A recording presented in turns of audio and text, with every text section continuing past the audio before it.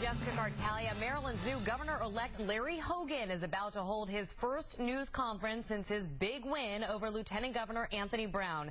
WJZ is live at the Westin Hotel in Annapolis. Lynn Bowie has more on what we can expect to hear from Hogan this morning. Hi, Lynn. Jess, hi. Yes, Larry Hogan did what many people thought he would not do. He defeated Lieutenant Governor Anthony Brown, and he will become the 62nd governor of the state of Maryland. Let's go inside now where he is starting his very first news conference as Governor-Elect. Take a listen. Putting aside party politics and partisanship and voting to take Maryland in a new direction. I got to tell you, we didn't get much sleep last night, but we're happy to be down here with you this morning. Today, the real work begins. I got to tell you, it wasn't easy running that campaign and winning here in Maryland, but that was nothing compared to the challenges that lie ahead. We've got a lot of work to do. Our state economy is in real trouble. We've focused on that for years, and now we've got to roll up our sleeves and get to work on trying to turn our state around. And we're going to do that, as we've said, forever in a bipartisan fashion. It doesn't matter to me if somebody's a Republican or not. I'm going to be the governor for all Marylanders. We're going to put together a bipartisan administration. We're going to work as closely as we can with people on both sides of the aisle, as we've committed to do throughout this entire campaign. I was pleased to receive a very gracious phone call this morning from Governor O'Malley, who pledged his full cooperation in the transfer of power and in the transition.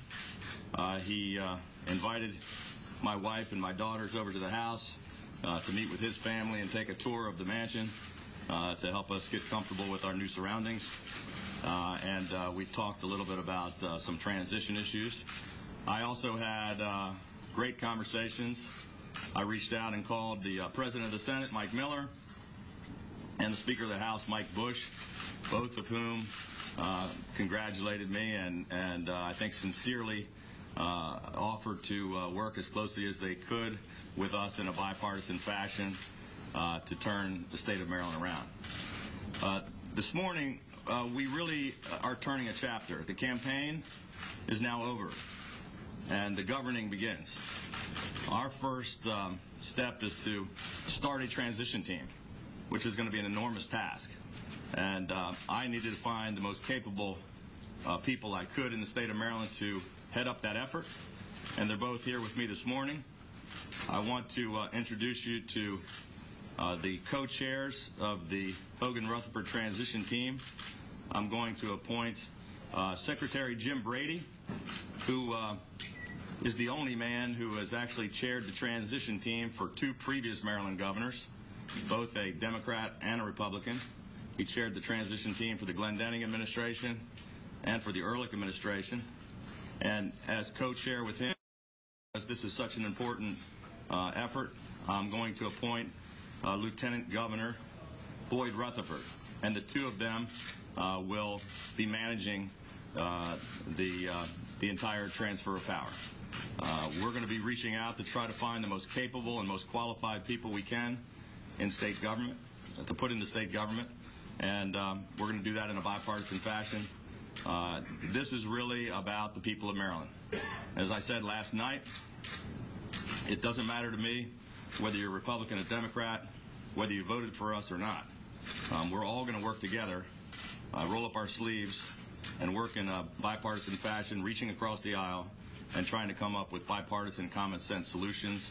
This victory was not a partisan one.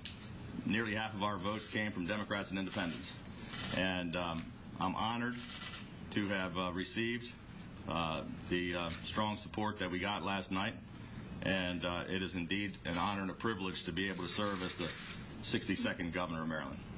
Thank you all very much this morning. I'll be happy to answer questions. Mr. Hogan, when you served as appointment secretary under Ehrlich, over 300 state employees lost their jobs and you replaced them with new workers. Will you do something similar when you come into office? Actually, that's not really true. There were 7,300 people that served at the pleasure of the governor, and a tiny percentage of them were changed. Many more were changed by the O'Malley Brown administration, by the Glendening administration, There were a lot of false stories about it, but there was a witch hunt committee that found not a single wrongful termination, and I was credited with appointing the most bipartisan, most inclusive, and most diverse administration in Maryland history, and we probably will do the same thing again. Mr. Hogan, any immediate plans will you have for the health benefits change? Up in the campaign, the enrollment period will be in place? We're really not going to talk about detailed policy stuff on the morning after such a big victory, after an hour's sleep, but it's obviously a very important issue that the transition team will be focused on very carefully. Let's talk about what's precious to your mind, which is last night. Everybody's talking about this last night.